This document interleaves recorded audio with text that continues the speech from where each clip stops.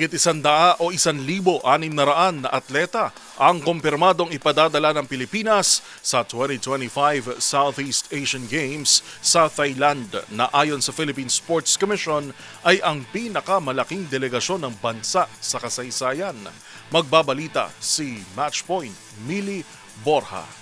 Magpapadala ang Pilipinas ng humigit kumulang 1,600 athletes para sa 2025 Southeast Asian Games sa Thailand, ang pinakamalaki nitong delegasyon sa kasaysayan. Magsisimula ang SEA Games sa December 9 at tatagal hanggang December 20. Ayon kay Philippine Sports Commission Chair Patrick Gregorio, hindi dapat ituring na gastos ang paglalaan ng pondo sa sports, kundi isang investment para sa patuloy na pag-angat ng bansa sa international sports landscape. Binigyan din ni Gregorio na nagsisilbing mahalagang hakbang ang SEA Games para sa mga atleta dahil nagbibigay ito ng exposure at pagkakataong makilhok sa international competitions. Aniya, ito rin ang magsisilbing simula ng kanilang mas malalaking career opportunities. Samantala, idiniin din ng PSC Chair na malaking tulong ang sports at tourism sa ekonomiya ng Pilipinas. Sa kasalukuyan, host ang bansa ng Baler International Pro 2025 sa Aurora, ang Junior Gym Fest at ang 2025 FIFA Futsal Women's World Cup na magbubukas ngayong araw ng Biyernes, November 21. Magugunit ang noong Setyembre,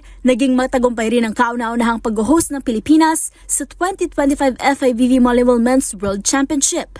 Para sa MBC TV Network News, ito si Mili Borja ng DZRH TV, una sa Pilipinas, una sa Pilipino.